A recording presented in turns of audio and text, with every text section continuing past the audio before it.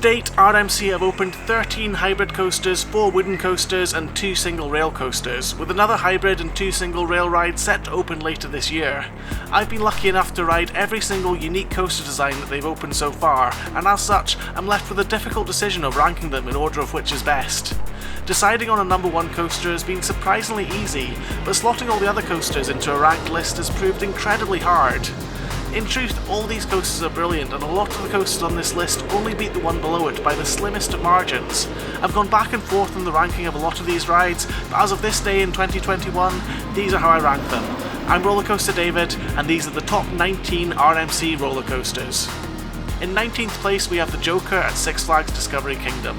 Now sadly, one coaster had to be listed in last place, and I've picked the Joker, but I want to stress that that doesn't make it a bad coaster. Far from it in fact, as I consider it a great fun ride.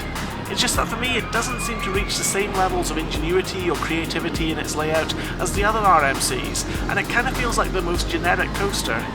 Apart from its track colours, it lacks anything that makes it stand out, and as such, the other coasters in this list eclipse it. It's probably still the best coaster at its park, but it just can't really compete with some of the other fantastic rides on this list. In 18th position we have Goliath at Six Flags Great America. Now this is a fine coaster, but for me it's just far too short to rank any higher than this place. Considering it set out to break wooden roller coaster records for height and speed, it feels like the ride should be a whole lot longer than it is, and whilst what there is of the ride is great fun, especially that 0G stall, all too soon you hit the brakes and it leaves you wanting for so much more. In 17th we have Twisted Timbers at King's Dominion, which has an utterly amazing first half with 3 of the best pure ejector airtime hills on any RMC coaster. Sadly however, that amazing first half is spoilt by the second half, which is filled with jerky transitions and awkward changes in direction or jolts of airtime in weird directions that make it a lot less fun. My preference is for large elements with sustained forces, and whilst the first half of the ride gives me exactly what I want, the second half detracts a lot from the overall experience. In 16th place we've got Storm Chaser at Kentucky Kingdom. Now this is a coaster that's out and out relentless, and may perhaps be a bit too aggressive for its own good. The airtime is powerful and the elements come in rapid succession, but it's almost a bit too much and you'll likely end up with several bruises on your legs if you try and ride it multiple times.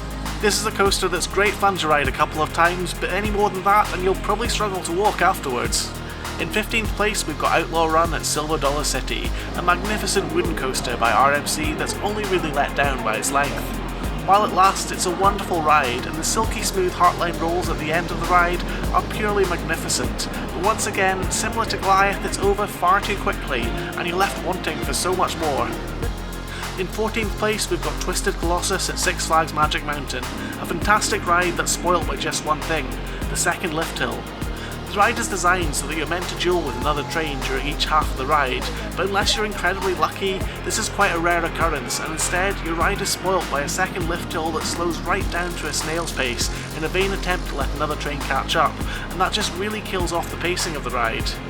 If it ran perfectly it could be much higher on this list, but as that full dueling ride with minimal slowdown in the middle is so rare, I can't rank it any higher than this. 13th place goes to the New Texas Giant at Six Flags Over Texas, the original RMC hybrid that's like a grandfather to all RMCs. In comparison to more modern hybrids, this one may seem a bit restrained, but it's a solid airtime filled ride, and while it may have no inversions or insane elements, you have to appreciate that this was the starting point for all RMC's future coasters, so they probably played it a little safe for that reason. 12th place goes to Twisted Cyclone at Six Flags Over Georgia, a fantastic coaster with a couple of really fun elements such as a reverse cobra roll and an amazing tilted wave turn that almost seems to break the laws of physics with the sideways ejector airtime it gives you. The ride once again is a bit on the short side, but apart from that, it's a fantastic coaster. 10th equal place goes to Railblazer at Six Flags Discovery Kingdom and Wonder Woman at Six Flags Fiesta Texas, the 2 currently open single rail coasters. Now I've only ridden Railblazer so far, but these coasters have identical layouts, and to me Railblazer has some additional theming that make it likely the better of the 2. These single rail coasters are completely insane, and the transitions and the way the trains move throughout the course almost make it look like you're watching sped up footage of them, but the ride genuinely is that fast. The unique single rail design allows it to pull off all these crazy elements and still remain comfortable, and it's such a brilliant little coaster. In 9th position we've got WILDFIRE at Kolmården Zoo in Sweden, the longest and tallest wooden roller coaster RMC have ever built and a phenomenal ride.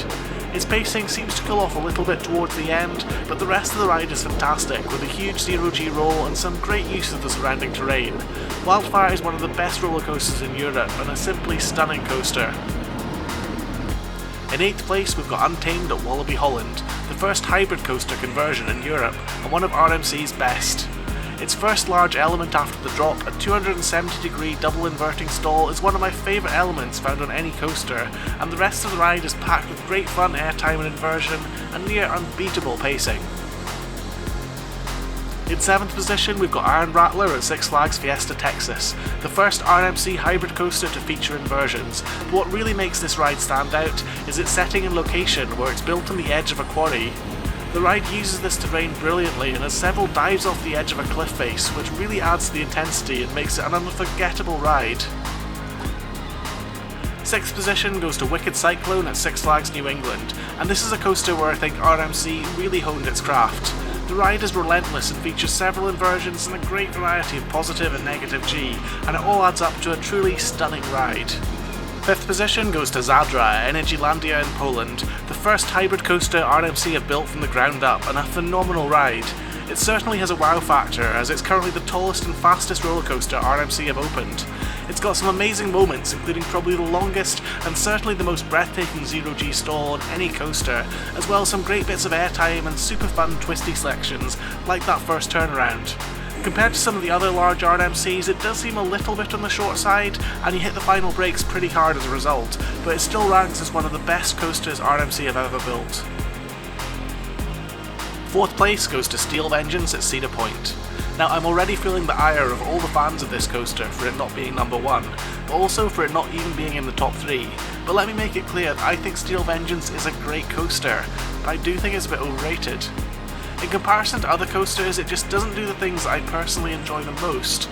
I like big elements with sustained forces, and whilst the first part of Steel Vengeance delivers that, and delivers it fantastically, the latter half just seems to get a bit jerky and awkward to me.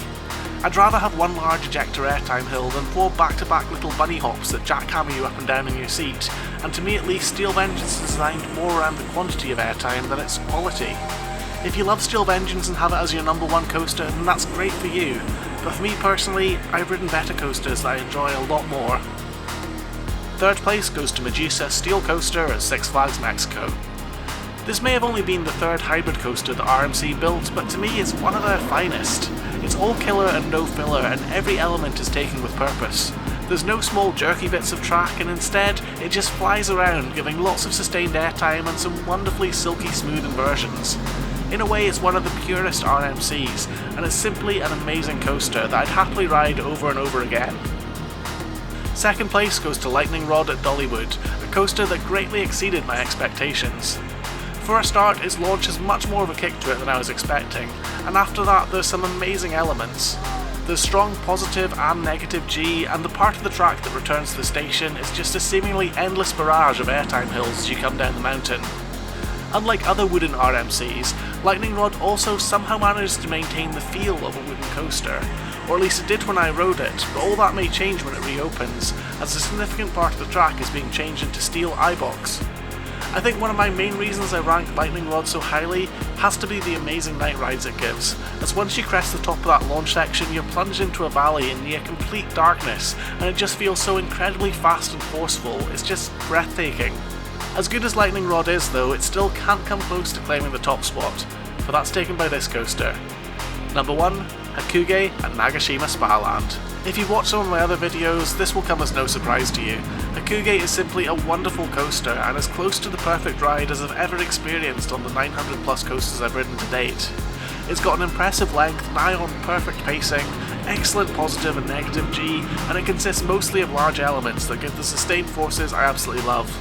HAKAUGEI is the best I've ever ridden, and it's hard to imagine anything coming close to beating it, although I'm looking forward to Jersey Devil and Anguazi, and hopefully I'll get to ride them later this year. And so there we have it, the best coaster RMC had ever built is HAKAUGEI, or at least that's the way I see it. I've purposely tried to keep this video as short and to the point as possible, but if you want a much more in-depth look at every RMC and the journey I took to riding them all, then please check out this video where I cover that and so much more. If you've enjoyed this video, then please do the whole like, subscribe, comment and share thing, as it can really help out this channel. I've been Rollercoaster David, thanks so much for watching, and I'll see you again in another video very soon.